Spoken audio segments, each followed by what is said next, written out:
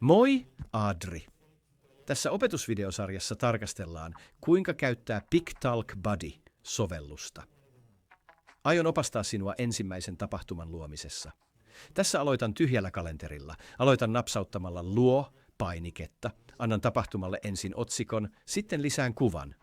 Tämä kuva näytetään kalenteriisa.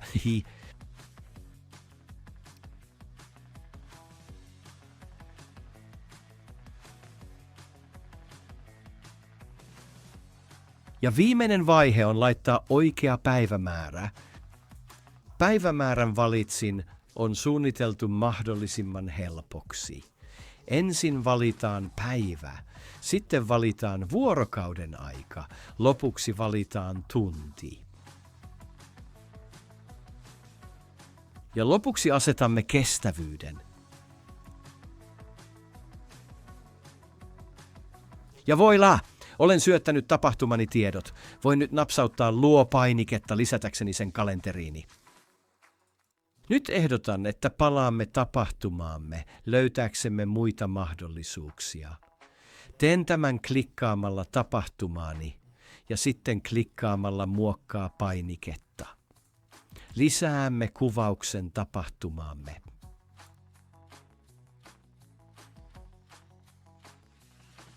Jos menemme alas, voimme nähdä loput vaihtoehdoista. Näiden vaihtoehtojen joukossa on tyyppi, jonka avulla voimme valita tapahtuman tai tehtävän.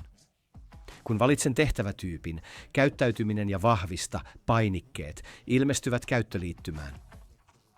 Kun napsautan vahvista, tehtävä suoritetaan ja ilmoitus lähetetään. Sitten minulla on toista vaihtoehto, joka antaa minun asettaa toistuvan tapahtuman. Tässä asetan sen kerran viikossa joka perjantai. Nyt muistutukset ja hälytykset.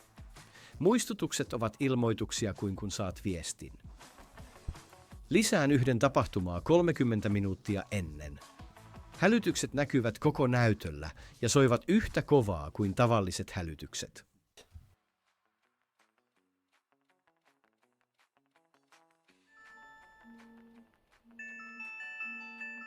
Jaksot käsiteltiin toisessa opetusohjelmassa, jonka löydät jaksojen sivulta. Lopuksi voit myös lisätä osoitteen.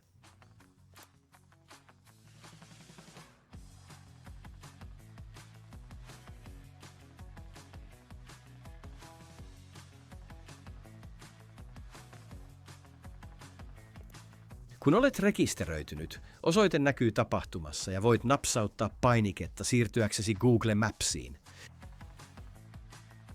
Tapahtumasivulla on myös 2 tärkeää asiaa, jotka voit toteuttaa. Ensinnäkin voit painaa sinistä painiketta, jossa on puhuva hahmo, lukeaksesi tapahtuman ääneen. Käyn huomenna ostoksilla, perjantaina 28. marraskuuta. Illalla 6:30 menen ostoksille.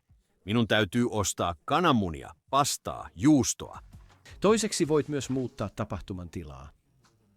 Kuvitellaan, että minulle tulee yllättävä este ja tapahtumani peruuntuu. Voin klikata tästä nappulasta, muuttaa tapahtuman peruutetuksi ja klikata valitakseni. Ilmoitus lähetetään ilmoittamaan, että tapahtuma on peruttu. Ja kun palaa takaisin kalenterinäkymään, tapahtuma on merkitty punaisella ristillä.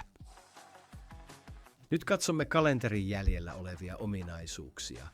Aloitamme klikkaamalla painiketta, jossa on 3 pientä pistettä. Tässä valikossa voi muuttaa kalenterin asettelua tai tulostaa sen. Asetteluun minulla on 3 vaihtoehtoa. Suunnittelunäkymä antaa meille mahdollisuuden nähdä kaikki päivät vieritettävässä luettelossa. Päivänäkymä antaa mahdollisuuden tarkastella yhtä päivää kerrallaan.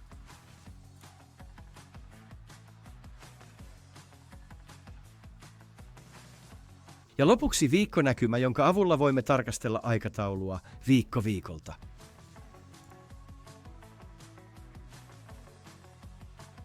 Tulostaaksesi aikataulun, mene tulostussivulle, mene alas ja klikkaa tulosta painiketta.